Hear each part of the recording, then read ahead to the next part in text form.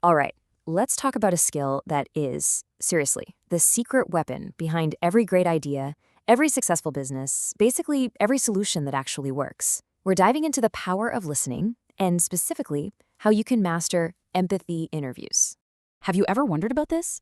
I mean, you see a team with a fantastic idea, they're super talented, they have all the money in the world, and yet their project just completely bombs. It totally misses the mark. Why does that happen so often? Well, the answer is often kind of simple, but also really profound. They build this amazing high-tech bridge, but it doesn't quite connect to the people it's supposed to help. They've come up with a perfect solution for a problem that nobody actually has, or at least not in the way they imagined. And that gets us right to the heart of the matter, what I call the curse of assumption. It's the silent killer of innovation. It's that moment we think we know what people need without ever really, truly asking them. You know, these wrong assumptions, they create this terrible domino effect. It starts when you build something that doesn't fit, which of course leads to failure in the market. But just as important, it makes people feel ignored, totally misunderstood. It breaks trust, and it completely misses the real-world context where the problem actually lives. So, if assumption is the villain in our story, then what's the hero? Well, it's what we call the empathy superpower. And it is, without a doubt, the best antidote to all that guesswork. Okay, so let's be crystal clear about what we mean by empathy. This isn't just about being nice or feeling fuzzy inside. It's a practical, active skill, the ability to literally step into someone else's shoes and see the world through their eyes. And this brings up a really common mix-up.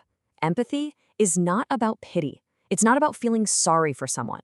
It's an active process of listening deeply and trying to genuinely understand. It's about respecting their experience as their truth, not trying to cram it into our own little box of assumptions. So how do we actually put this superpower to work? We use a tool called empathy interviews. And the goal here is super simple. It's not to sell your idea. It's not to convince anyone of anything. Your one and only job is to learn. And that brings us to the single most important rule of this entire thing. This should be your mantra. I'm serious. Print this out, stick it on your wall. Do not assume, ask and listen. That's the whole game. Okay, so we've got the what and the why. Now it's time for the how. Let's break down a really practical 5-step guide for uncovering what's really going on. The whole process really breaks down into these 5 clear steps. First, you prepare. Then you connect with the person. You listen, really listen. You watch what they do. And finally, you capture everything you've learned. Each step here is absolutely crucial if you want to get to the real story. Let's just zoom in on that first step for a second, preparing questions. This is everything. You want to ask questions that open up a conversation, not shut it down. If you ask, "Can you describe your daily routine?" you're inviting them to tell you a story. If you ask, "Is your routine difficult?" you're just going to get a yes or a no and then crickets. Conversation over. All right, so this all sounds good in theory, right? But what does it actually look like in the real world? Let's check out 3 really powerful case studies where this exact process completely changed everything. So, first up, we've got a project that was trying to help a group of women artisans. Now, the initial assumption, which came from a good place, was super simple. They're struggling, so they must just need money. Makes sense, right? But when the team actually sat down with them and just listened, a totally different story came out, a much more complex picture. These women didn't want a handout. They wanted a hand up.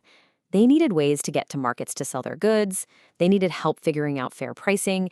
And more than anything, they wanted the dignity of building something for themselves. And that was the insight that changed it all. Empowerment was way more valuable than just cash. This led them to a sustainable solution, training and market access, instead of just a temporary fix. See the difference? Let's look at another one, something I think a lot of us can relate to. Students trying to learn online. You know, the common assumption when a student isn't engaged is that they're just lazy or they lack motivation. But the empathy interviews uncovered something else entirely. Turns out it wasn't about their internal drive at all. It was about their external world. Their internet was slow, they had to share one laptop with 3 brothers and sisters, and they had household chores they had to take care of. This just shows you the power of context. The big aha moment wasn't about blaming the student. It was about understanding the world they were actually living in. So the solution wasn't a motivational speech. It was getting them better access and building more flexible schedules. And for our last case study, let's look at small business owners. The easy, surface-level assumption is that all their problems would just disappear if they just had more customers. Simple as that, right? But once again, when researchers dug a little deeper, they found some major cracks in the foundation. These owners didn't know how to price their products to actually make a profit, and they had zero system for tracking their finances. Getting more customers would have just made those core problems even bigger. So the real solution wasn't some flashy marketing campaign. They didn't need more customers being thrown at a broken system. What they really needed was some fundamental business training first. You have to solve the root cause if you want long-term success. So let's pull all this together. If there's one thing, just one thing you take away from all this, I hope it's this. Empathy, true active listening, is not a soft skill. It is the single most critical, foundational skill for anyone who wants to create something meaningful and effective in this world. And that brings me to my final thought, which is really more of a challenge for you. Think about your work or your family or your community.